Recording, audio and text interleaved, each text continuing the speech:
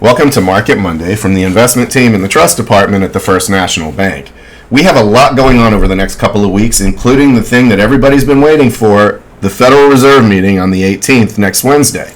Let's jump right in because all of this stuff that's happening between now and then has some pretty big significance, given that the Fed has openly stated that they're being very data dependent in their policy decisions and their viewpoints. So without any further ado, later today, we get wholesale trade, wholesale inventories, which gives us an idea of how the wheels of commerce are spinning. Our inventory is building and sales declining, which suggests that, retailers are forecasting a slower economy, or are we seeing things move faster than expected where retailers are seeing things, continuing to be robust in growth. That is informative, even though Bloomberg doesn't assign it a lot of influence with respect to the number of bars it gets here. We'll get tomorrow the consumer price index, which is an inflation metric of consumer prices, and then we get the producer price index the following day. Now, these numbers could be very market moving because the Fed has said, while they know the future direction of the policy actions, they don't know the magnitude, they don't know the timing, and they're going to be paying attention to inflation data, and they're going to be paying attention to labor market data and the economy in general as a proxy for the labor market future state. So looking at these things, if the numbers come in unexpected, that could potentially move the market because it could reset some of the expectations for what happens at the Fed on Wednesday next week. So if you look here, this is the distribution of what the analyst expectations are for the consumer price index number tomorrow. And as you can see, there's an average of 0.16, and it happens between a standard deviation band around it of 0.1 to 0.2. That means that basically all of these analysts are in line or very close in their forecast. And what can happen is if everybody's thinking the same thing, and then they get proven wrong, we could see volatility because people are positioning based on these views. And if the number came in somewhere hot out here, suggesting that inflation's still a problem, well, that might hamstring the idea that the Fed's going to do 2 rate cuts, come next Wednesday. And it potentially, depending on how big that number is, could even threaten the idea that there's going to be a single rate cut, although that would be extremely unlikely. Now, on the other hand, if we get a number down here that suggests shrinking prices, that's suggestive of a much weaker than expected economy and would potentially be cause for an alarm. So either one of these, if it turns out to be outside of this kind of Goldilocks zone of the estimate, is going to be potentially market moving. And the same thing with the producer price index, although there is an outlier out there expecting negative growth, it's basically all between 0 and 0.2. And again, the same implication applies. Out here suggests that inflation might be still a bigger concern than we like, and out here it might be that economic growth is faltering. As we move forward, we get information about the labor market in terms of initial and continuing claims. We're going to get the sentiment index, which gauges consumer sentiment. We're going to get information on manufacturing and sales. And this is important because sales represents 2/3 of the economy. And if this number is in fact slowing or not maintaining, it could potentially indicate that there's a slowdown on the horizon in the economy. We get production information, the housing market, and then next Wednesday, here we are with the rate decision, which is widely expected to be 25 basis points, a high end of the range going from 550 to 525, and a low end of the range going from 525 to 5. That is the market expectation. Let's look at the distribution around that. This is extremely tight, and while there are some who are believing that there's a potential for a 50 basis point rate cut, it's not a large portion of the analyst community at all. And, by and large, everybody's lined up expecting this one rate cut of 25 basis points. What are the interest rate futures markets saying about that? Well, they're saying basically the same thing. The percent chance of a cut appears to be 127.5 based on the positioning in interest rate futures. Now, this is the real world. We don't see more than a 100% probability of something happening. And then we have high probabilities over 100% over the next 4 meetings beyond the one next week. And this is not necessarily realistic. Yes, the odds are extremely high that we're getting that one cut, but it's certainly not over 100%. So the positioning is a bit lopsided. And if we were to see, them do 50 basis points, that could be a market moving event because everyone's positioned as if it's only one cut.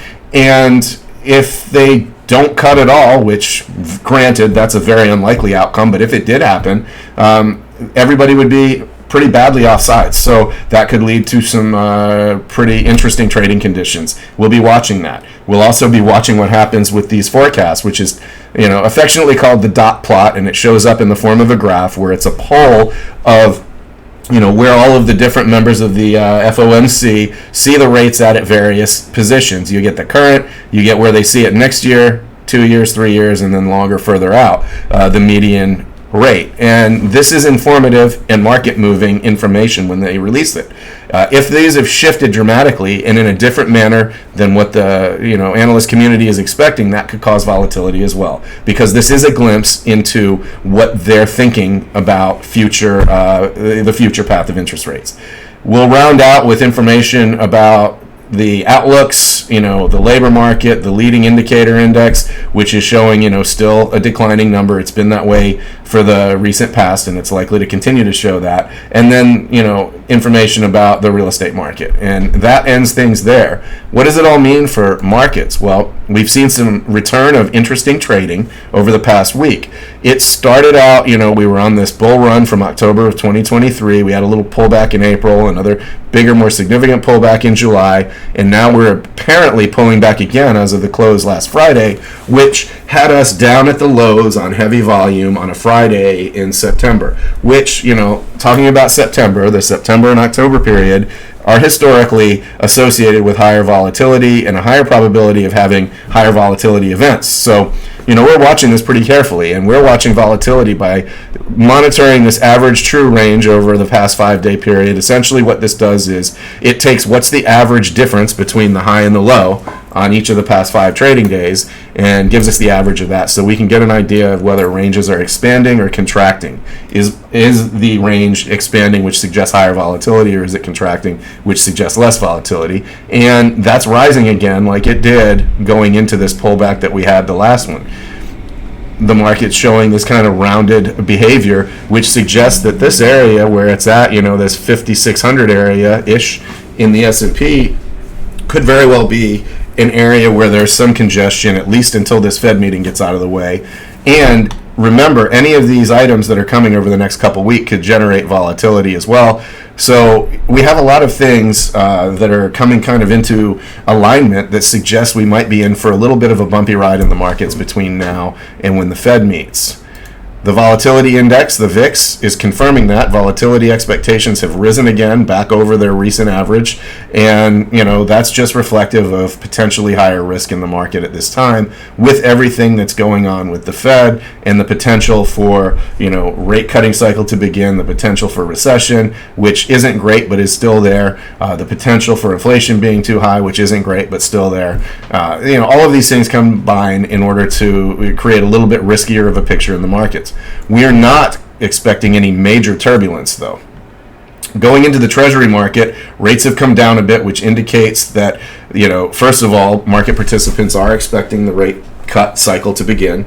And another one is that they're expecting longer term that inflation pressures are going to come under control to a greater degree than they were expecting before, because the only major pricing influence of yields out long term is what your expected inflation rate is. And so if the bond market is forecasting lower inflation rates, it's going to be, the yields will be coming down on this side of the curve. In addition, when the markets are anticipating economic weakness, they're expecting investors to sell stocks like we saw last week and buy bonds, which we also saw last week, and in what's called a flight to quality trade. So we're monitoring that. The yield curve is still decent by long-term standards. No, it's not as good as it was before for Treasury investors, but it's still good.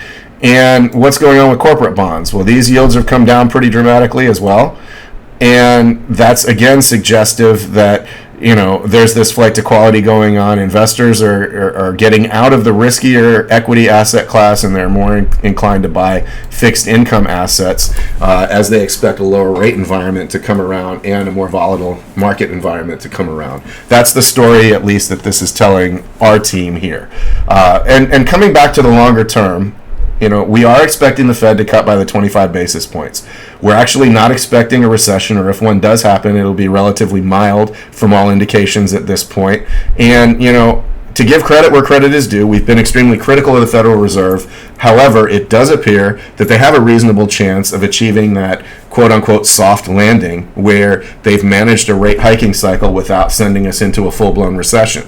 And we'll remain, vigilant to see what happens in that regard, but it does look like they might have done it. So we'll see what happens. And, in terms of your equities, even if there is a period of turbulence that comes in, we're going to close like we always do with this long-term chart and say, look, there are periods of volatility that intersperse the past 20 years, some of them significant and scary periods. However, the market is going to go in a generally positive direction, provided you have the time to sit those out and not participate in the panic selling that goes on during those times. So we advise never making changes to a good long-term plan that takes into account periodic drawdowns and make those changes based on short-term events that are maybe frightening to us. And if you are feeling like there is any nervousness about where markets are going or where the economy is going, if you have concerns, if you have questions, please feel free to reach out to us. We love to talk about this stuff.